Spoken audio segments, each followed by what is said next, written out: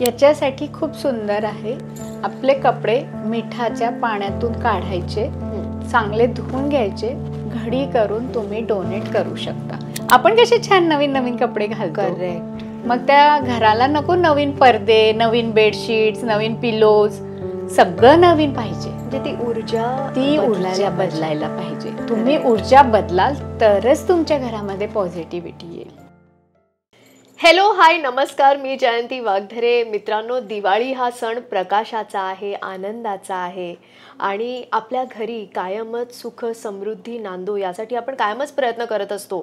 यंदाच्या दिवाळीत आपल्या घरी सुख शांती समृद्धी नांदावी यासाठी काय काय गोष्टींची काळजी घ्यायला पाहिजे हे जाणून घेण्यासाठी तुम्हाला हा पॉडकास्ट बघावाच लागेल. आणि याच निमित्तानं माझ्यासोबत आहे डॉक्टर विजयाश्री चितलांगेजी. खूप खूप नमस्कार आणि खूप खूप स्वागत आहे तुमचं. खूप खूप थँक्यू. येस, आणि दिवाळी निमित्त आम्ही छान साडी बिडी नेसून दोघी छान डिस्कशनला तयार आहोत. अगदी सुरुवातीला खूप महत्त्वाचा प्रश्न मला विचारायचा आहे, तो म्हणजे माझ्या घरी यंदाच्या दिवाळीत महालक्ष्मी स्थायी रूपानं यावी यासाठी काय करायला पाहिजे?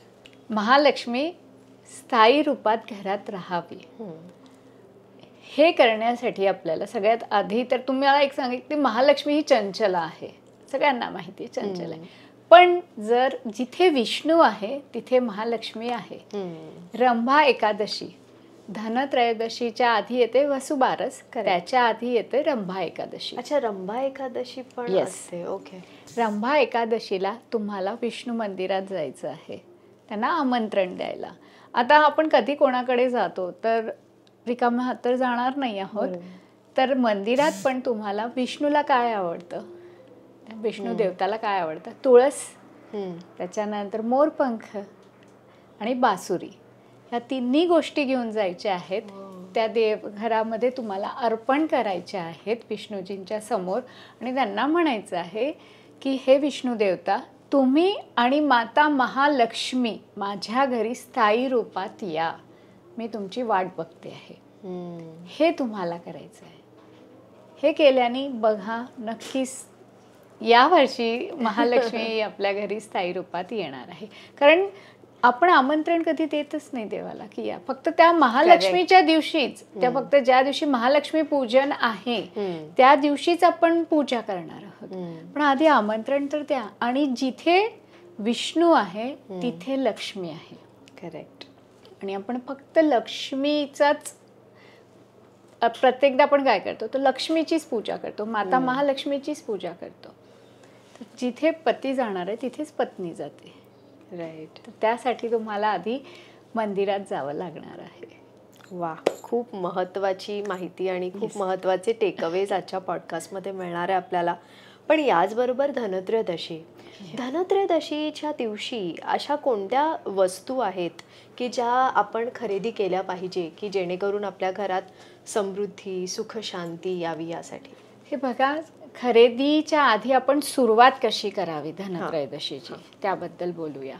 तर धनत्रयोदशीच्या दिवशी तुम्ही सकाळी आधी एका कलशमध्ये पाणी, गंगाजल आणि गुलाबजल हे सगळं ॲड करायचं, थोडंसं कच्चं दूध, हे पण हे सगळं मिक्स करायचं आहे. सकाळी आंघोळ वगैरे केल्यानंतर तुम्हाला ते पाणी पूर्ण घरामध्ये शिंपडायचं आहे धनत्रयोदशीच्या दिवशी. त्याच्यानंतर थोडीफार धूपबत्ती वगैरे तुम्हाला करायची आहे. यांनी काय होणार, तर घराचं वातावरण जो आहे, ऑरा जो आहे, हा पॉझिटिव्ह होईल.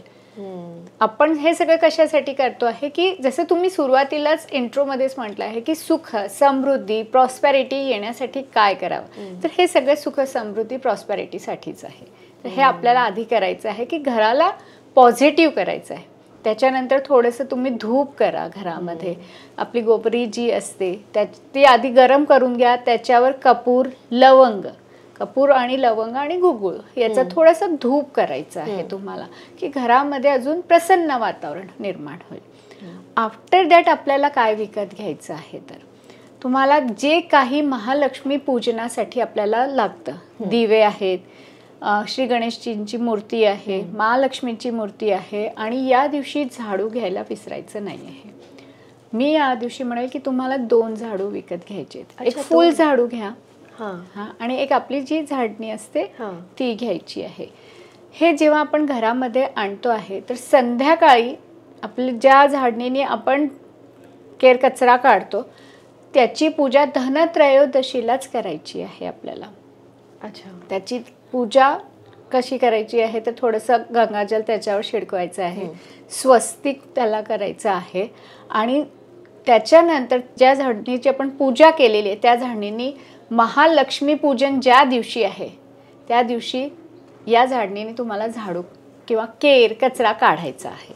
ज्या दिवशी महालक्ष्मीची आपण पूजा करणार आहोत. येस, महालक्ष्मी पूजन ज्या दिवशी आहे त्या दिवशी आपल्याला याच्यानी झाडणीने आपल्याला आपल्या घराची केर कचरा काढायचा आहे. आता अजून काय खरेदी करायचं आहे आपल्याला तर या दिवशी कलश नक्कीच विकत घ्यायचं आहे. चांदीचं घेऊ शकला तर उत्तम, आणि जर चांदीचं नाही घेऊ शकत आपण तर तुम्हाला तांब्याचं पण चालणार आहे.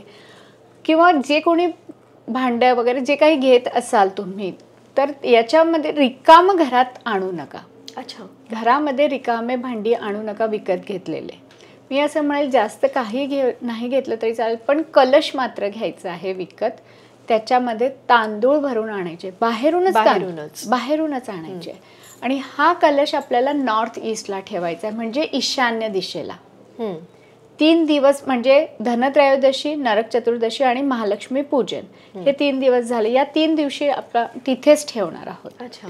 आफ्टर महालक्ष्मी पूजनानंतर कलश आपण आपल्या यूजमध्ये घेणार आहोत. तांदूळ जे आहे ते तांदूळाच्या डब्यामध्ये टाकून देणार आहोत. आणि तांदूळाच्या डब्यामध्ये एक केसरची डबी पण आपण ठेवूया. बर. याच्याने काय होणार आहे तर वृद्धी होईल. अन्नपूर्ण मातेचे पण आपल्याला आशीर्वाद मिळेल. तर हे आपल्याला करायचंच आहे. करेक्ट. हे झालं दिवसभराचं. आता कोणती पूजा करावी आणि कशी पूजा करावी धनत्रयोदशीला. तर धनत्रयोदशीला गणपतीची तर पूजा करायचीच आहे आपल्याला, पण मात्र धन्वंतरी देवताची पण पूजा करावी आणि कुबेर यंत्राची पूजा करावी. धन्वंतरी देवता कोण आहे तर समुद्र मंथनाच्या वेळेस धन्वंतरी देवता प्रकट झालेले आहे अमृत कलश घेऊन. आपल्याला आयुर्वेदामध्ये पण धन्वंतरी देवतांचं सगळं मिळेल तुम्हाला. धन्वंतरी देवताची का पूजा करावी तर जर घरामध्ये हेल्थ इश्यूज आहेत, सगळ्यांच्या घरामध्ये हेल्थ इश्यूज आहेत, आपण धनत्रयोदशी म्हणून फक्त धनाची पूजा करतो. धन्वंतरी देवताची पूजा करणं बरेच जण विसरतात. पण धन्वंतरी देवतांची पूजा कशी करावी? आता सिंपल आहे. धन्वंतरी देवताचा फोटो मिळतो. अच्छा. नाही मिळत तर गुगल केलं तुम्ही तर तुम्हाला मिळून जाईल. आणि त्यांचा फोटो नॉर्थ ईस्टला म्हणजे उत्तर ईशान्येला जर तुम्ही ठेवू शकलात तर उत्तम. जसं आपलं ईशान्येला आपलं घर देवघर असतोच, तर त्यातल्या त्यात उत्तर ईशान्येला तुम्हाला तो फोटो ठेवायचा आहे. साधा आपलं हळदी कुंकू व्हायचं आहे, काही जे काही गुळ प्रसाद असेल तो ठेवायचा आहे. आणि फक्त त्यांना एकच म्हणायचं की माझ्या घरामध्ये जे आजारपण आहे ते निघून जाऊ दे. याच्यासाठी अजून एक आहे की तुम्ही धनत्रयोदशीला मेडिसिन्स जे आहे, औषधी जे आहेत ते तुम्ही गरजू लोकांना डोनेट करा. अच्छा. 1 वर्षामध्ये तुम्ही या पॉडकास्टवर येऊन परत म्हणजे आपल्या पॉडकास्ट कमेंट कराल की येस आमच्या घरातल्या मेडिसिन्स कमी झालेल्या आहेत. हो. धनत्रयोदशीला तुम्ही ते काम नक्कीच करायला पाहिजे की मेडिसिन्स डोनेट करायला पाहिजे गरजूंना डोनेट करा. कारण आपण धनतेरस हे ना, धनत्रयोदशी जी आहे ही फक्त धनाच्या मागेच जातो आहे. पण मेन धन काय आहे? Health is wealth. आणि धन्वंतरी देवता या दिवशी प्रकट झालेले आहे, त्यामुळे पण धनत्रयोदशी म्हटली जाते. त्या दिवशी म्हणून पूजा ही धन्वंतरी देवताची, गणपती देवताची आणि कुबेर देवताची यांची पूजा करावी. कुबेर देवताची आधी का? कारण मॅनेजरलाच आधी पटवावं लागेल ना. बरोबर. त्यांचं कुबेर यंत्र आपण नॉर्थ मध्ये ठेवून आपण म्हणजे उत्तर दिशेला आपण कुबेर यंत्र ठेवावा आणि त्याची यथोभावे जशी तुम्हाला पूजा आवडेल. खूप काही देवता मागत नाही की आम्हाला हे पाहिजे ते पाहिजे ते पाहिजे. फक्त शांतचित्त मनाने ती पूजा करावी. तर तुम्हाला नक्कीच यावर्षी खूप छान इफेक्ट्स मिळणार आहेत. क्या बात आहे. पण जसं तुम्ही म्हटलं की तुम्हाला जशी जमेल तशी पूजा तुम्ही करावी. आता काय होतं ना, बऱ्याचदा आपल्या घरातल्या महिला या कामाच्या व्यापातून, त्या सगळ्या गडबडीतून, त्या तयारी करण्याची त्यांची ती धडपड, यात खूप चिडचिडपणा येतो. येस. आता हे बघा, मी एक सॉरी कट करते तुम्हाला, की कामाची धडपड आणि हे जे सगळं आहे ना, याची सुरुवात कुठून होतीये बघा. 8 दिवसापासून सुरुवात होते. क्लीनलीनेस आलं घरामध्ये, कारण दिवाळी आली की आधी आपण साफसफाईला लागतो. बरोबर. तर आपण त्या साफसफाई, घराच्या साफसफाईमध्ये स्वतःच्या साफसफाईकडे लक्षच देत नाही. करेक्ट. बरोबर आहे ना. तोच मळकटलेले कपडे, आता बोलायला नको पण मी बऱ्याच महिलांच्या याच्यावर बघितलेलं आहे की तो गाऊन घातलेला असतो आणि नाहीतर ड्रेस जो असेल तो 2-4 वर्ष जुना तोच चाललेला आहे. तसं काही करू नका. आणि इथे ज्या महिला काम करतात आणि महिलांना सोबत त्यांची जर हजबंड देत असेल तर उत्तम आहेत. दोघांनी मिळून काम करा. फक्त महिलाचीच दिवाळी नाहीये, सगळ्यांची दिवाळी आहे. तर सगळ्यांनी मिळून काम करायला पाहिजे, सगळ्यांनी मिळून साफसफाई करायला पाहिजे. आणि साफसफाई कशी करायला पाहिजे तर सुरुवात तुमच्या दारापासून करा. अच्छा. म्हणजे घराचं दार जे आहे, बऱ्याचदा काय होतं की घराचं दार आवाज करत असतं. आपण बाकी क्लिनिंग केलेलं आहे पण तो दार आवाज करतो, किर असा आवाज येतो ना. तर ते बघा, ते यायला नको. घराच्या पायपुसण्या ज्या असतात, मॅट्स जे आपण म्हणतो, डोअर मॅट्स, त्या चेंज झाल्याच पाहिजेत. अच्छा. तुमच्या घराच्या बेडशीट 10-10 वर्ष झालेली असतात लोकांच्या घरात, त्याच बेडशीट्स अरे फाटल्या नाहीत का, पण त्याच्यामध्ये किती निगेटिव्ह एनर्जी आहे. द्या ना कोणाला आणि नवीन आणा ना घरात. आपण कसे छान नवीन नवीन कपडे घालतो. करेक्ट. मग त्या घराला नको नवीन पडदे, नवीन बेडशीट्स, नवीन पिलोज, सगळं नवीन पाहिजे. म्हणजे ती ऊर्जा बदलायला पाहिजे. तुम्ही ऊर्जा बदलाल तरच तुमच्या घरामध्ये पॉझिटिव्हिटी येईल. करेक्ट ना. आणि हे इतकं करता करता ती महिला चिडचिड नाही होणार का. आणि मग जेव्हा पूजेच्या वेळेस सगळं पाहिजे, हे पाहिजे, ते पाहिजे, ते पाहिजे, आणि नसलं तर त्या घराच्याच महालक्ष्मीवर तुम्ही चिडचिड करता. करेक्ट. घरची ती महालक्ष्मीच आहे ना. जेव्हा केव्हा कोणाच्या घरामध्ये लग्न होतं, जेव्हा सून येते, काय म्हणतो आपण, घरात लक्ष्मी आली. का असं म्हणत नाही की दुर्गा आली, पार्वती आली, का नाही म्हणत. मुलगी झाली तर काय म्हणतो आपण, आमच्या घरी लक्ष्मी आली. कधी तुम्ही पण ऐकलेलं नाहीये, मी पण ऐकलेलं नाही, आपण लक्ष्मी म्हणतो. आणि त्या लक्ष्मीवर आपण किती चिडचिड करतो, किती बडबड करतो. स्वतः दिवसभर त्या सोफ्यावर पडलेले असतात सगळे जेंट्स, सॉरी टू से, पण हे खरं आहे. मी 90% लोकांच्या घरामध्ये हे बघितलेलं. जेव्हा केव्हा व्हिजिटला जाते तर ती महिलाच दार उघडणार, तीच सगळं करते आणि कळतं सुद्धा. तर एक्सपेक्टेशन तिच्याचकडनं का, कमी पण करा. घराच्या लक्ष्मी जी आहे आधी तिचा रिस्पेक्ट करा, तर तुमच्या घरामध्ये नक्कीच महालक्ष्मी यावर्षी टिकणार आहे. क्या बात आहे. म्हणजे तुमच्या घरातल्या लक्ष्मीचा रिस्पेक्ट करणं खूप महत्वाचं आहे, तरच महालक्ष्मी तुमच्या घरी येणार आहे. करेक्ट आहे. पण याचबरोबर जसं तुम्ही म्हटलत की वस्त्र याविषयी तुम्ही म्हटलत, खूप महत्वाची माहिती आहे ही, की म्हणजे एक प्रकारे जी नवीन ऊर्जा आपल्याला हवी त्यासाठी नवीन वस्त्र सुद्धा परिधान करायला हवे. आणि म्हणूनच मला वाटतं दिवाळीत नवीन कपडे घातले जातात. हे बघा, नवीन कपडे घालणं, सुगंधित अत्तर लावलं जातं, हे सगळं काय आहे, शुक्र आहे. सुगंधित उठणं लावतो आपण, है ना. नरक चतुर्दशीला उठणं लावले जातात. स्वतःला एकदम साफसुथरं ठेवल्या जातं, एकदम नीट क्लीन, की सुगंध आला पाहिजे. हे काय रिच्युअल्स आपल्या लोकांनी जे बनवलेले आहेत त्याच्या मागे रिझन्स आहेत. याच्या मागे तुमचा शुक्र स्ट्रॉंग होतो आहे. शुक्र हा जो प्लॅनेट आहे याची दिशा कोणती आहे तर साऊथ ईस्ट, म्हणजेच आग्नेय दिशा. आणि आग्नेय दिशाची देवी आहे, देवी देवतामध्ये आपण बघितलं जातं तर माता महालक्ष्मी. बघा कसं कनेक्टेड आहे. एक साऊथ ईस्टला आम्ही दिवा ठेवतो आहे, आम्ही दिवा लावतो, आम्ही लाल कलर केलेला आहे, पण तरी घरामध्ये का लक्ष्मी टिकत नाही, आमच्या घरात पैसा टिकत नाही, हा एक कॉमन प्रश्न आहे. कर्जबाजारी होतोय, पैसा तर खूप येतोय पण टिकतच नाही. बरोबर. तर तुम्ही बघा ना का टिकत नाही आहे. घरामध्ये तुम्ही राहणारी लोक जी आहेत सगळीच, फक्त महिलाच नाही, पुरुष सुद्धा बाहेरून आले नाही की ते कसं तरी आपले कपडे टाकतात किंवा व्यवस्थित पण ठेवले तर घरामध्ये कसे ते सोफ्यावर पडलेले असतात. व्यवस्थित राहा घरामध्ये पण. तुमचा शुक्र हा ऑलवेज स्ट्रॉंग ठेवा. तर शुक्र स्ट्रॉंग करण्यासाठी खूप काही नाही करायचे, रोजचेच कपडे घाला, पण नीट नेटके असायला पाहिजे, स्वच्छ असायला पाहिजे. आणि 10-10 वर्ष जुने कपडे तर बिलकुल घालायचे नाही आहेत, कोणतेही कपडे घालायचे नाही. ते फाटू द्या नका फाटू देऊ, पण ते 2 वर्ष खूप झालेत, चेंज इट. करेक्ट.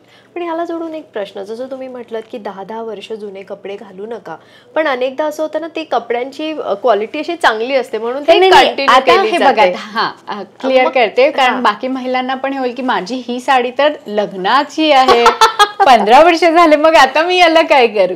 तर ते तुम्ही घातलेली नाही आहे, त्याला ड्राय क्लीन करत राहा किंवा त्याची एनर्जी पॉझिटिव्ह करत राहा. आणि मग ती म्हणजे मी कशाला म्हणते की जे लोक बरेचदे मी असं बघितलेलं आहे की कर्टन्स आहेत किंवा बेडशीट्स आहेत, कारण आपले रेग्युलर यूज केलेले कपडे ते 10 वर्ष टिकणार नाहीये. बरोबर बरोबर. ते 2, 2.5, 3 वर्ष. इथे 10 वर्ष कोणते कपडे म्हणतेय मी, तर आपले कर्टन्स आहेत, बेडशीट्स आहेत, मॅट्स आहेत, सोफा आहे. बरोबर. सोफा पण सोफा कव्हर तर चेंज करा. बरोबर. तर हे तुम्ही चेंज करायला पाहिजे. करेक्ट. पण ह्याला जोडूनच मला हा प्रश्न करायचा होता की बऱ्याचदा असं होतं ना की आपले कपडे चांगले असतात पण आपल्याला ते नको असतात. मग त्यावेळेला असंही म्हटलं जातं की तुम्ही कुणाला डोनेट करू नका किंवा गरिबांना देऊ नका, गरजूंना देऊ नका, कारण मग ती एनर्जी एक्सचेंज होईल.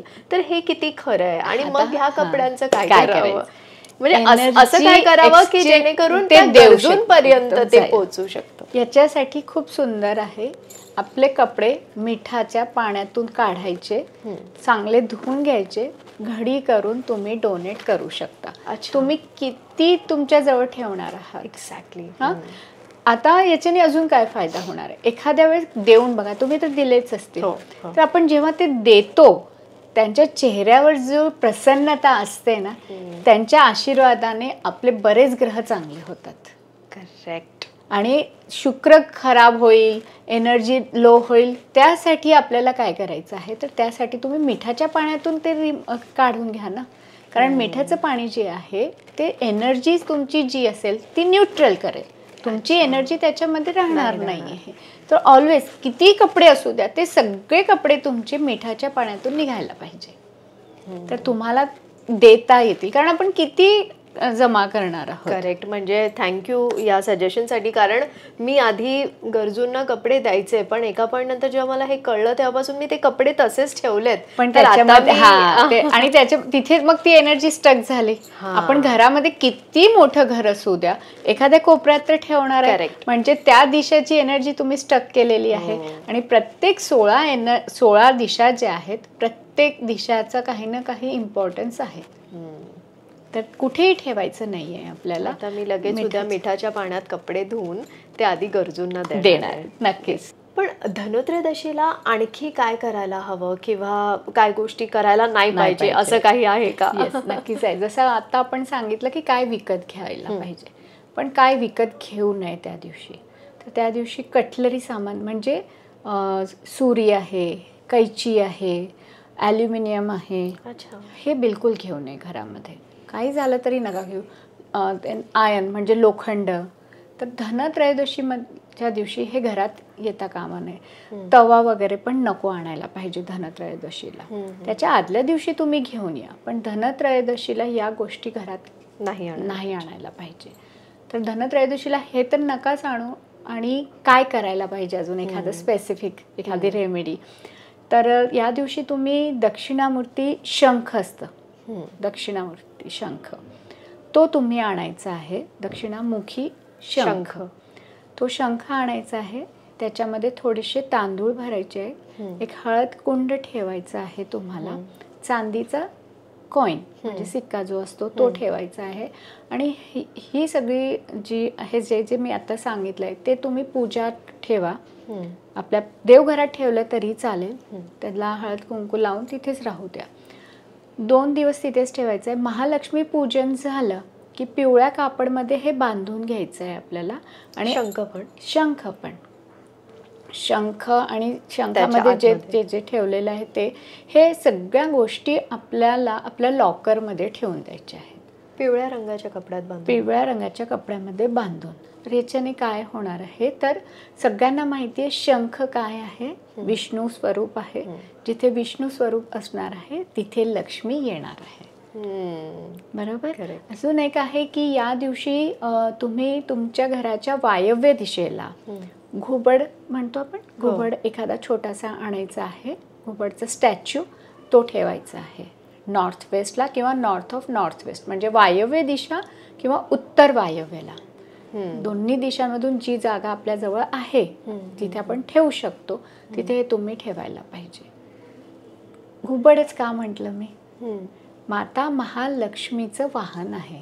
करेक्ट है ना. तर ते असेल तर तिथे येणार आहे माता महालक्ष्मी येईलच. अजून आपण अखंड दिवा लावायचा आहे धनत्रयोदशीला. हा, अखंड दिवा तेलाचा लावा, तुपाचा लावा, काहीही कंपल्शन नाही आहे की हाच पाहिजे, जसं तुम्ही लावू शकता. त्या दिव्यामध्ये तुम्हाला कपूर आणि लवंग टाकून ठेवायचं आहे. धनत्रयोदशीच्या संध्याकाळी तुम्ही लावला आहे दिवा, तुमची पूजा झाली, त्याच्यानंतर अजून तुम्हाला थोडंसं तेल घ्यायचं आहे आणि एक एक ड्रॉप टाकायचा आहे ओम महालक्ष्मी नमः म्हणत. त्या दिव्यामध्ये तुम्हाला टाकायचं आहे. जर तुम्ही तुपाचा बनवला असेल तर तुपाचे ड्रॉप टाका, तेलाचा बनवला असेल तर तेलाचं टाका. हे फक्त धनत्रयोदशीला नाही करायचं आहे, तुम्हाला नेक्स्ट डे पण करायचं आहे. नरक चतुर्दशीला पण, महालक्ष्मी पूजनाच्या दिवशी पण तुम्हाला हे करायचं आहे. आता आपण हे काय करतोय, दिवा तर लावलेला आहे, मग कशाला परत टाकायचं आहे 108 वेळा एक ड्रॉप आणि ओम महालक्ष्मी नमः म्हणायचं आहे आपल्याला. हे प्रत्येक दिवशी 108 वेळा ओम महालक्ष्मी नमः ते एक एक ड्रॉप टाकायचा. एक ड्रॉप टाकला ओम महालक्ष्मी नमः, दुसरा ड्रॉप टाकला ओम महालक्ष्मी नमः, असं 108 वेळा. म्हणजे सोबत दोघंही बसल्यात तर उत्तम, की एकाने टाकले आहे आणि एक माळा जपती आहे. आणि माळा जपताना जर ती कमल गट्टेची माळा असली तर उत्तम. अच्छा. महालक्ष्मीचं जाप हे फक्त कमलगट्टेच्या माळांनीच होतं, कारण माता महालक्ष्मीला कमळ खूप आवडतं. करेक्ट. आणि हा जो जाप आहे हा आपण काय करतोय, तर होम हवन आपल्याला होत नाही आपल्याला, तर हे स्वरूप आहे त्याचा होम हवनचा एक छोटासा, की आपण ते टाकतो. म्हणून मी म्हटलंय की दिव्यामध्ये आपल्याला कपूर पण ठेवून द्यायचा आहे आणि लवंग पण ठेवायचे आहेत आणि हा दिवा सुरू ठेवायचा आहे. आणि 3 दिवस, धनत्रयोदशी, नरक चतुर्दशी आणि महालक्ष्मी पूजन, या तिन्ही दिवसाला अशी काही वेळ पण ठरलेली आहे का? संध्याकाळी केलं तर उत्तम. आता हे झालं धनत्रयोदशी बद्दल. नरक चतुर्दशी जी आहे त्या दिवशी काय करावं की आपल्याला अजून काही फायदा होईल. करेक्ट. तर या दिवशी पण दिवे आपण लावायचे. जसं धनत्रयोदशीला 13 दिवे लावले जातात, तर नरक चतुर्दशीला 14 दिवे लावले जातात. साऊथला म्हणजे दक्षिण दिशेला 4 मुखी जे असतात, चौमुखी दिवा जो असतो, चौमुखी दिवा तिळाच्या तेलाचा साऊथला लावायला पाहिजे, म्हणजे दक्षिण दिशेला. दक्षिण दिशेला हा एक दिवा लावला तर चालतो. यस, हा एकच दिवा लावायचा. बाकी आपण 14 दिवे आपले लावलेले आहेत घरामध्ये. आणि इथे एकदा परत सांगते, दिवाळी आली की आपण 13 दिवे 14 दिवे लावत नाही हल्ली, कारण छोटंसं घर आहे, मुलं आहेत. पण मी एक म्हणेल, नाही इतके लावले तुम्ही, ॲटलिस्ट 7 दिवे तरी तिळाच्या तेलाचे लावायला पाहिजे. अच्छा. हां, का दिवे लावतात? तिळाच्या तेलाचेच दिवे का लावले जातात? का तर कारण अमावस्या, महालक्ष्मी पूजन कधी होती आहे? अमावस्याला होती आहे, म्हणजे ही काळी रात्र आहे. अच्छा. निगेटिव्हिटी खूप असते. जसं श्रीराम जेव्हा माता सीतेसोबत, लक्ष्मणासोबत अयोध्यामध्ये त्याच दिवशी एंट्री केली होती, महालक्ष्मी पूजनाच्या दिवशी, तर त्यांच्या गुरूंनी म्हटलं, अरे आज अमावस्या आहे, आज तुम्ही आपल्या अयोध्यामध्ये एंट्री करू नका, चांगला दिवस नाही, आपण नेक्स्ट डे बघूया की चांगला. पण श्रीरामांनी म्हटलं की नाही, माझी जी प्रजा आहे ती माझी वाट बघते इतक्या वर्षापासून आणि मी पण आतुर आहे त्यांना भेटायला. मी आजच मी अयोध्यामध्ये आगमन करणार आहे. तर त्यावेळेस मग रांगोळी काढल्या गेली, दिवे लावल्या गेले की ही काळी रात्र जी आहे त्याला आपण पॉझिटिव्ह करूया. गोडधोड बनवल्या जातं है ना. गोडधोड बनवण्याच्या मागे पण रिझन आहेत की तुमचा मंगळ स्ट्रॉंग होतो, तुमचा शनी स्ट्रॉंग होतो. काही ट्रोलर्स आपल्याला म्हणतील कशालाही कशाने तुम्ही अटॅच करता. तुम्ही करून बघा आणि करू नका आधी. आणि एक हे पण आहे याच्या मागचं रिझन की आधी गोडधोड हे सारखं नाही बनायचं, काहीतरी फेस्टिवल्स असल्याशिवाय होतच नव्हतं. करेक्ट. जेव्हा गोड तुम्ही बनवता आणि लोकांना वाटता तर तुमचा मंगळ स्ट्रॉंग होतो. आज ॲस्ट्रॉलॉजर तुम्हाला काय म्हणतात मंगळ स्ट्रॉंग करायला? मिठाई वाटा. हो, बरोबर ना. आपण त्यावेळेस काय करतोय हे मग दिवाळीच्या वेळेस त्याच्या मागे हे सगळे रिझन आहे. तर नरक चतुर्दशीला तुम्ही एक दिवा तरी तुमच्या घराच्या दक्षिण दिशेला चौमुखीच असायला पाहिजे. तो तिळाच्या तेलाचाच असायला पाहिजे. ते लावल्याने काय होणार आहे तर आपल्या घरामध्ये एक म्हणतात ना की एखादा मृत्यू जो असतो तो होणार नाही. हे नक्की करावं. आणि त्या दिवशी हनुमानांची पूजा किंवा हनुमान चालिसा ही घरामध्ये म्हटली गेली पाहिजे. श्रीकृष्णांनी नरकासुराचा वध केला होता नरक चतुर्दशीलाच. आणि आपल्याला नरक वेदना होऊ नये त्यासाठी पण हे आहे असं म्हटलं जातं. पण मग जसं तुम्ही म्हटलत की आपण 13 दिवे 14 दिवे लावायला पाहिजे, पण मग हे तिळाच्या तेलाचेच लावायला पाहिजे की तुम्ही तुपाचेही लावू शकता? तिळाच्या तेलाचेच लावायला पाहिजे. तिळाचं तेल किंवा मोहरीचं तेल. आता हेच तेल का तर हे निगेटिव्हिटी ॲब्झॉर्ब करतं, त्यामुळे आपण हेच लावायला पाहिजे. बरेच काही जण आहेत की तुपाचे म्हणतात, पण मी म्हणते की तिळाचेच तेल. मीच नाही एकटी म्हणते, मॅक्झिमम ॲस्ट्रॉलॉजर म्हणा ऑकल्ट फील्डचे जे आहेत ते तुम्हाला हेच म्हणतील की एकतर मोहरीचे तेलाचे लावायचे किंवा तिळाच्या तेलाचे लावायचे. तुपाचा दिवा हा माता महालक्ष्मी समोर देवासमोर लावायचा आहे. पण मग ह्यालाच जोडून एक प्रश्न की मग पूजा कशी करायची? आणि बरं हल्ली इंस्टाग्राम रील्स ह्याच्यामुळे खूप काही आहे, अनेक गोष्टी पसरवल्या जातात. तर त्यात मध्यंतरी मी असं ऐकलं होतं की तुम्ही महालक्ष्मी माताची पूजा केल्यानंतर आरती करायची नाही. तर हे का करू नये? म्हणजे मला कळेच ना, त्यामुळे you are the right person. अरे थँक्यू. आधी तर तुमच्या फर्स्ट प्रश्नाचं आन्सर देते की पूजा कशी करावी. जसं आता आपण धनत्रयोदशी बद्दल बोलून झालं, आपलं नरक चतुर्दशी बद्दल बोलून झालं, आता आलो आहे आपण महालक्ष्मी पूजनाच्या दिवशी. तर महालक्ष्मीची पूजा करताना जसं आधी पण आपण म्हटलेलं आहे की यथोभावे जशी पूजा होईल तसं करा. तुम्हाला खूप जास्त काही करता येत नाही आहे नका करू, पण माता महालक्ष्मीला कमळ, सीताफळ, डाळिंब आणि केसरयुक्त खीर हे तुम्ही द्यायला पाहिजे. हे आपण सगळं आणू शकतो, याच्यात काही करायचं नाही. खीर आपण लवकर लगेच बनवू शकतो. आता जेवल्यानंतर जसा आपण पण मुखवास घेतो, खातो ना आपण बडीशोप किंवा पान वगैरे खातो, तर विड्याचा पान माता लक्ष्मीसाठी बनवा तुम्ही, ज्याच्यामध्ये शहद असेल, हनी, मध जे म्हणतो ते असायलाच पाहिजे. आणि ते त्या माता महालक्ष्मीला अर्पण करायलाच पाहिजे. मग अजून काही आलंच आहे की त्यांना ओटी भरायची आहे, तुम्ही गोडधोड बनवलेलं ते ठेवायचं आहे.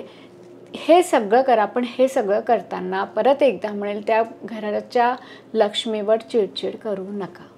जे आहे ना हे बघा, मी एका पुस्तक जसं रीडिंग करतच असते, तर माझ्या रीडिंगमध्ये एकदा आलेलं की एखादी गोष्ट जेव्हा राहून जाते ना आपल्याजवळ की आपण अरे हे नाही आणलं किंवा ते विसरलो, तर उलट ते चांगलं आहे. तो देवता जो आहे ना तो म्हणतो मी ॲडजस्ट करतो ना, तो तुम्हाला आठवण काढतो की अरे राहू दे, मी ॲडजस्ट करतो, मी आणेल ती गोष्ट.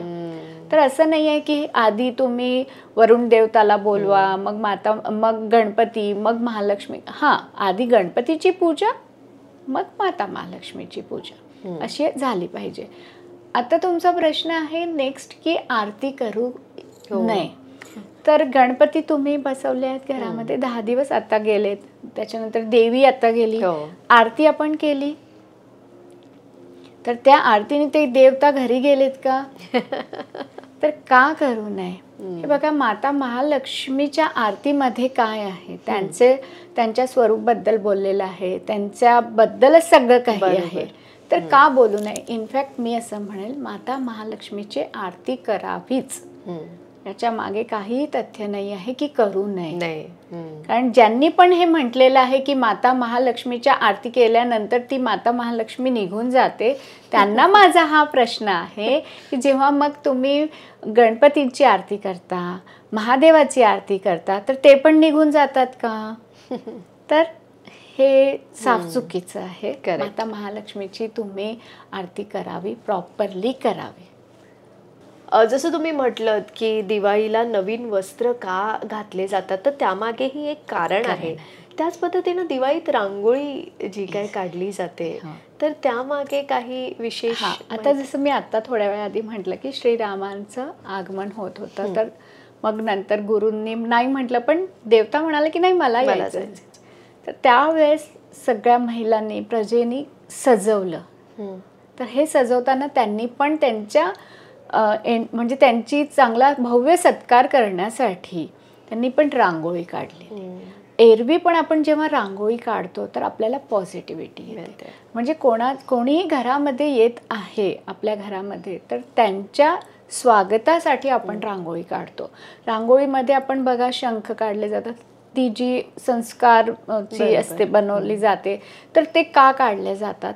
तर ते बघून देवता, येणारे देवी देवता प्रसन्न होतात की अरे किती सुंदर घर आहे, छान रांगोळी काढलेली आहे, घर स्वच्छ आहे, तोरण लावलेलं आहे, तर प्रसन्न वाटतं. प्रसन्नता आहे. आणि त्यामुळे फक्त रांगोळीमध्ये अशी तडकाफडकी कलर, काहीही असे त्रिकोणी म्हणजे असे वेगवेगळे काहीही काढू नये. सुंदर फूल आहेत किंवा स्वस्तिक आहे, अशा गोष्टी काढायला पाहिजे. पण जेव्हा आपण स्वस्तिक काढतो किंवा शंख काढतो किंवा देवी स्वरूपामध्ये, देवता स्वरूपामध्ये जे काही काढत असेल, तर मेक शुअर की त्याच्यावर कोणी पाय देऊ नये. खूप महत्त्वाचं आहे हे, कारण आपण काढलेलं आहे, त्याच्यामध्ये आपण आपलं देवी देवतांचं काढलेलं आहे, तर त्याच्यावर पाय कोणाचा पडू नये. आणि जर आपल्याला असं वाटतं की आपल्या घराची एंट्री अशी आहे की पाय पडेलच, तर एक साधा फूल काढा की तो थोडासा काही झाला तरी आपल्याला त्याचं काही त्रास होणार नाही, परिणाम होणार नाही. बरोबर ना? आपण धनत्रयोदशी विषयी बोललो, आपण नरक चतुर्थीशी विषयी बोललो, पण महालक्ष्मी पूजनाच्या वेळेला अशा काही गोष्टी आहेत का ज्याची काळजी घ्यायला पाहिजे किंवा काय लक्षात ठेवून करायला पाहिजे? आता हे बघा, सगळ्यात आधी की काय करू नये महालक्ष्मी पूजनाच्या दिवशी. महालक्ष्मी पूजनाच्या दिवशी संध्याकाळनंतर घराबाहेर पडू नये. आणि न्यूली मॅरिड कपलनी तर नकोच. बऱ्याचदा असं होतं की अरे आज दिवाळी आहे, यांच्या घरी जा पाया पडायला, त्यांच्या घरी जा, नेक्स्ट डे जा तुम्ही. कारण दिवाळी ही जी आहे ती अमावस्याच्या दिवशी आहे. बऱ्याचदा काय होतं, ज्या वेळेस चांगल्या गोष्टी घडतात ना, त्याच वेळेस वाईट गोष्टी पण घडत असतात. तंत्र महाविद्या वगैरे या दिवशी खूप होतात. तर शक्यतो संध्याकाळनंतर ज्या आपल्या 18 वर्षानंतरच्या मुली आहेत किंवा न्यूली मॅरिड कपल आहे, यांनी बाहेर जाऊ नये. संध्याकाळनंतर कॅशमध्ये म्हणजे पैशाची देवाणघेवाण करू नये. ती पण शक्यतो टाळावी आपण. म्हणजे एखाद्याला जर पैसे द्यायचे असतील, संध्याकाळी नका देऊ ना, संध्याकाळी नका करू. कारण दिवे लावायची वेळ आहे, माता महालक्ष्मीचा वेळ आहे, तर त्याच्या आधी करून घ्या. आणि तसंही शक्यतो त्यानंतर कोणीही करतच नाही, पूजा वगैरे मध्येच असतं. तर आता पूजाबद्दल बोलणं झालं तर या दिवशी तुम्ही श्री सूक्त 16 वेळा नक्की वाचावे. श्री सूक्तमचा पाठ नक्कीच करायला पाहिजे तुम्ही या दिवशी. आणि सिंह लग्नामध्ये केलं तर अजून उत्तम. आता सिंह लग्न कधी आहे तर 20 तारखेच्या रात्री, म्हणजे महालक्ष्मी पूजनाच्या दिवशी, म्हणजे 20 तारखेच्या रात्री किंवा 21ची मॉर्निंग 1:30 ते 3:30, म्हणजे ही होईल एकदम मध्यरात्र. आता त्यावेळेस तुम्हाला श्री सूक्तम वाचणं पॉसिबल नाही आहे.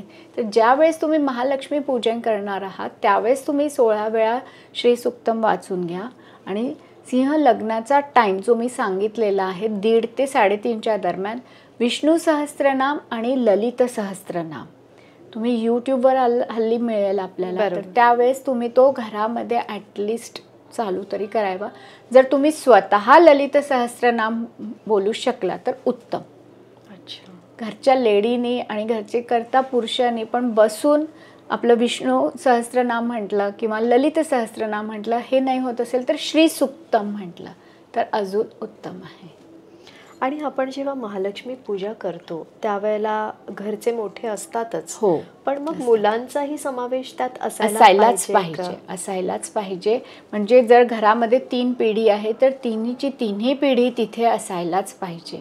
आपण का असायला पाहिजे, तर आपण काय करतो आहे, त्याच्या मागचे रिझन्स काय आहे, हे आपला जो कल्चर आहे, आपले हे जे संस्कार आहेत ते त्या मुलांपर्यंत पोचायला पाहिजे, स्टेप बाय स्टेप. आणि जेव्हा आपण म्हणजे मी माझ्या सासू सासऱ्यांच्या पाया पडेल तेव्हाच माझी मुलं माझ्या पाया पडतील. खरं.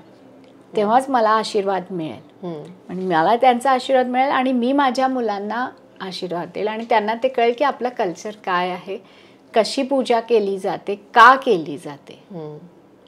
पण मग मुलांकडून काही असे काही मंत्र आहेत का की जे त्यांच्याकडूनही आपण म्हणून घ्यायला पाहिजे? तर आता हे बघा, लहान मुलांसाठी खूप डिफिकल्ट होतं मंत्र म्हणणं. करेक्ट. तर तुम्ही काही जास्त नाही, एकतर गणपती स्तोत्र जे असतं, वक्रतुंड महाकाय सूर्यकोटी समप्रभ निर्विघ्नं कुरु मे देव सर्व कार्येषु सर्वदा, हा एक म्हणायला पाहिजे. महालक्ष्मी पूजनाच्या दिवशी सकाळी त्यांच्याकडनं गायत्री मंत्र म्हणून घ्यायला पाहिजे. अच्छा. गायत्री म्हणतो, ओम भूर्भुवः स्वः जो मंत्र आहे पूर्ण, तो त्यांच्याकडनं म्हणून घ्यायला पाहिजे. कारण मुलांसाठी महालक्ष्मी काय आहे, तर ती त्यांची सरस्वती. आता इथे ट्रोल परत होतील, महालक्ष्मी म्हणजे सरस्वती. हे बघा, जेव्हा ते सरस्वतीचं पूजन करतील तरच फ्युचरमध्ये त्यांच्याजवळ महालक्ष्मी येणार आहे. तर त्यांना आपल्याला सवय टाकायची आहे की त्यांनी सरस्वती पूजन करावे, तर त्यांची ग्रोथ नक्कीच होईल. आणि सरस्वती पूजनाने अजून एक होतं की माइंड क्लॅरिटी येते. बाकी लोकांनी पण म्हटलं तर उत्तमच आहे, माइंड क्लॅरिटी तर येणारच आहे त्याच्याने, पण त्याच्यासोबतच तुम्ही डिसिजन मेकिंग प्रॉपर घेता. बरोबर आहे. आता जसं आता तुम्ही संतानाबद्दल म्हणजे मुलांबद्दल विचारलंच आहे, तर संतान लक्ष्मी पण असते. जसं अष्टलक्ष्मी आहे, तर अष्टलक्ष्मीमध्ये एक संतान लक्ष्मी आहे जी आपल्या साऊथ वेस्टला असते. आणि म्हणून साऊथ वेस्ट म्हणजे नैऋत्य दिशेला म्हणून फॅमिली फोटो लावला जातो. अच्छा. म्हणून का लावला जातो, तर संतान लक्ष्मी आपली त्यांची पण आपल्यावर कृपा असावी.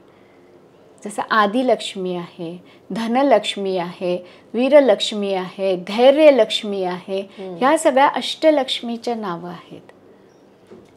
तर यांचे पण कृपा असण्यासाठी त्या झोनला आपण क्लिअर ठेवलं तर आपल्याला त्यांची कृपा मिळते. जसं विजयलक्ष्मी आहे, पश्चिम दिशाची आहे. नॉर्थ म्हणजे उत्तर दिशा जी आहे आदिलक्ष्मीची आहे, ती आपल्याला ऑपॉर्च्युनिटी देते. विद्यालक्ष्मी आहे, ईशान्य दिशेची आहे. तर ईशान्य दिशाला आपण म्हणूनच नीट क्लीन ठेवतो. कारण आणि ईशान्य दिशा ज्या घराची गडबड असेल तिथे कधीच डिसिजन प्रॉपरली घेतले जात नाही. विद्यालक्ष्मी आहे कारण तिथे, आणि जर हेच क्लिअर नसेल तर नको तिथे इन्व्हेस्ट करणार आणि जिथे करायला पाहिजे तिथे नाही केलं तर लक्ष्मी टिकत नाही. सगळंच असं सगळं कनेक्टेड आहे. तर महालक्ष्मी पूजनाविषयी आपण बोललो, पण महालक्ष्मी पूजनाच्या नेक्स्ट डे बलिप्रतिपदा दिवस असतो, तर त्याविषयी जाणून घ्यायचं. बलिप्रतिपदा येतो महालक्ष्मी पूजनाच्या नेक्स्ट डे, ज्याला आपण पाडवा पण म्हणतो, गोवर्धन पूजा पण म्हटली जाते. तर बलिप्रतिपदा का केली जाते, तर बलिप्रतिपदा म्हणजे राजा बळी जो आहे त्याच्याकडनं वामन अवतार घेऊन, विष्णूजींनी वामन अवतार घेतलेला आणि राजा बळींनी तिन्ही लोकांवर आपलं राज्य केलेलं होतं. तर याच्यामध्ये माता महालक्ष्मी पण त्यांच्याच त्या लोकांना, म्हणजे आपलं जे पाताळ लोक आहे, आकाश लोक आहे आणि पृथ्वी लोक आहे, हे तिन्ही लोक त्याच्याजवळ होते. तर वामन अवतार घेऊन मला फक्त 3 पायाची जमीन पाहिजे असं सांगितलं वामन देवतांनी. आता ते तर देवता आहे आणि वामन अवतार तुम्हाला माहिती असेल की एकदम छोटा होता. तर राजा बळीला वाटलं की हे काय 3 पाय म्हणजे केवढीशी जागा घेणार आहे, घे बाबा, हो म्हटलं. त्यांनी एकदम ह्यूज स्वरूप, विराट स्वरूप घेतला. एका पायामध्ये त्यांनी पृथ्वीलोक, दुसऱ्या पायामध्ये त्यांनी मग आपला आकाशलोक आणि मग पाताळलोक असं घेतलेला. तर याच्यामध्ये जी माता महालक्ष्मी पण अडकलेल्या होत्या, त्यांनी पण त्यांना काढलं विष्णूजींनी. आणि त्यासाठी प्रत्येक पत्नी आपल्या पतीला ओवाळते. अच्छा. तर मलाही अशा कोणत्याही कुठेही माझे संकट आलं तर त्या माझ्या पतीने माझा रक्षण करावं किंवा मला त्याच्यातून बाहेर काढावं. आणि पत्नीला काहीतरी एक द्यायला, भेटवस्तू द्यायला पाहिजे. तर या मागचं रिझन हे आहे. आणि या दिवशी जे बिझनेसमॅन आहेत ते वही पूजा वगैरे पण करतात आणि त्यांनी ती करायला पाहिजे. चांगलं असतं. नवीन वर्ष स्टार्ट होतो बिझनेसवाल्यांसाठी, जो की उत्तम असतो. कारण माता महालक्ष्मीची पूजन झालेलं आहे, तर आता नवीन सुरुवात या दिवशीपासून होते. म्हणून नवीन वर्ष पण म्हटलं जातं. म्हणून हॅपी न्यू इयर आपण बऱ्याचदा टाकतो, पण बऱ्याच लोकांना माहिती नसतं का टाकलं जातं. खरंय. सो आता तुम्हाला कळेल. पण याच बरोबर त्याच्या दुसऱ्या दिवशी भाऊबीज आहे. मला नेहमी एक प्रश्न पडतो की आपण रक्षाबंधन करतो ना, मग भाऊबीज परत का करतो? भाऊबीज वेगळं आहे, रक्षाबंधन वेगळे आहे. भाऊबीजीला आपण बांधत नाही काही रक्षासूत्र वगैरे, त्या दिवशी ओवाळतो. तर यमदेवतांनी आपल्या बहिणीकडे गेले होते, यामीकडे, आणि त्यांनी तिचं म्हणजे खूप छान व्यवस्थित यमदेवताचं सगळं लक्ष दिलं त्यांच्याकडे, त्यांना खाणं पिणं वगैरे व्यवस्थित केलं. म्हणजे तर यमदेवतांनी आपल्या बहिणीला सांगितलं, सांग तुला काय हवं आहे. तर तिने फक्त एकच म्हटलं, जसं तू माझ्याकडे आला मला खूप आनंद झाला, मी तुला ओवाळलं, त्याचप्रमाणे जी कोणी बहीण आपल्या भावाला ओवाळेल आणि जो कोणता भाऊ आपल्या बहिणीकडे या दिवशी जाईल, तर तू त्याला तुझ्या नरक यातनेपासून तिला दूर ठेवणार आहे, यातना देणार नाही. म्हणजे मृत्यू लवकर मिळणार नाही त्याला आणि रक्षण होईल. आणि त्यासाठी भाऊबीज ओवाळली जाते. भाऊ बहिणीकडे जातो आणि भाऊबीजेला जर भाऊ आणि बहिणीने यमुना नदीकाठी एका सोबत आंघोळ केली तर अजून उत्तम असतं, असं म्हटलं जातं. आता याच्या मागचं लॉजिक मला नाही माहिती फ्रँकली स्पीकिंग, पण ठीक आहे. यमुना नदीमध्ये आंघोळ नाही, फक्त पाणी आपल्या कर्णस्नानाला लावलं, कर्णस्नान. कारण शक्यतो मी स्वतः मॅक्झिमम नदींवर कर्णस्नान करते. कारण मला असं वाटतं हल्ली ती पवित्रता त्या नदीवर नसते आणि आजकालचे दिवसही चांगले नाही आहेत की नदीवर आपण स्नान करू. करेक्ट. तर त्यासाठी तुम्ही कर्णस्नान करावे, म्हणजे आपल्या दोन्ही कानाला ते पाणी लावावे आणि हात जोडून नमस्कार करायचा. आपण कायम सणांमध्ये पाहिलं, दिवाळीत सुद्धा, की नवीन वर्षी बायको पतीला ओवाळते आणि मग तो तिला एक छान भेटवस्तू देतो. त्यानंतर भाऊबीजेलाही बहीण भावाला ओवाळते आणि भाऊ तिला एक छान भेटवस्तू देतो. पण मग या मागचं काही लॉजिक आहे का? की आता हे बघा, घरातली बहीण, मुलगी, घराची आपली आई किंवा बायको, या सगळ्या कोण आहेत? या लक्ष्मी रूप आहेत, है ना. तर जेव्हा घराची लक्ष्मी प्रसन्न राहील, तर मी तर असं म्हणेल की या महालक्ष्मी पूजनाच्या दिवशी जेव्हा तुम्ही आपल्या माता महालक्ष्मीसाठी ओटी भरत आहात, तर तुमच्या घराच्या महालक्ष्मीची पण, तुमच्या घराच्या लक्ष्मीची पण ओटी भरा आणि बघा किती प्रसन्नता घरामध्ये निर्माण होईल. तिच्या चेहऱ्यावर जी स्माईल येणार आहे ना, ते बघूनच घराचं वातावरण चेंज होईल. कारण घरातली लेडी चिडचिड झाली की पूर्ण घर चिडचिडतं. खरंय. आणि घरातली लक्ष्मी खुश असेल ना, तर तुमच्या घरामध्ये महालक्ष्मी येणारच आणि ती स्थिर राहणारच. मी प्रत्येकदा माझ्या स्टुडंट्सला सांगते जेव्हा मी क्लासेस घेते तेव्हा, की जर घरातली लक्ष्मी हसते, त्या घरामध्ये लक्ष्मी एंट्री करते, म्हणजे घरात येते. आणि ज्या घरामध्ये विष्णू पण हसतो, त्या घरामध्ये लक्ष्मी टिकते. विष्णू म्हणजे का, तर त्या घरातले जितकी माणसं आहेत. कारण फक्त असं नाही आहे की लक्ष्मीच खुश असायला पाहिजे, घरातले विष्णू पण खुश असायला पाहिजे. ते खुश असतील तर ती लक्ष्मी येणारच आहे त्यांच्या मागे मागे, आणि लक्ष्मी खुश असेल तर ती तर येणारच आहे, ती टिकणारच आहे. खरंय. म्हणजे किती लॉजिकल आहे हे सगळं. आणि खरंच म्हणजे घरात सुख, शांती, समाधान तेव्हाच राहू शकतं जेव्हा प्रसन्नता असेल आणि दोघांनीही प्रसन्न राहायला पाहिजे. करेक्ट. दोघांचीही ड्युटी आहे की एकमेकांना कसं प्रसन्न ठेवायला. फक्त लक्ष्मी खुश राहायला पाहिजे असं नाही, किंवा फक्त विष्णूच आनंदी राहायला पाहिजे असं नाही. दोघांनीही राहायला पाहिजे. आणि तेव्हा संपूर्ण कुटुंब ही खुश राहतात. तर घरात तिथे वातावरण पॉझिटिव्ह असणारच आहे. क्या बात आहे विजयश्रीजी. म्हणजे तुम्ही नेहमीच इतकं छान आम्हाला प्रत्येक पॉडकास्टमध्ये माहिती देता, आणि याही दिवाळीला, म्हणजे या दिवाळीला स्पेशली हा पॉडकास्ट बघितल्यावर तुम्हाला अनेक टेकअवेज मिळणार आहेत. आणि प्लीज त्या म्हणतात त्या गोष्टी फॉलो करून बघूया, कारण मी ह्यांनी सांगितलेल्या अनेक गोष्टी फॉलो केलेल्या आहेत आणि त्याचं फळ मला मिळालेलं आहे हे मी आज सांगू शकते. त्यामुळे तुम्हीही या सगळ्या गोष्टी फॉलो करा आणि बघा, मग आम्हाला कॉमेंटमध्ये सांगा. Thank you so much. थँक्यू.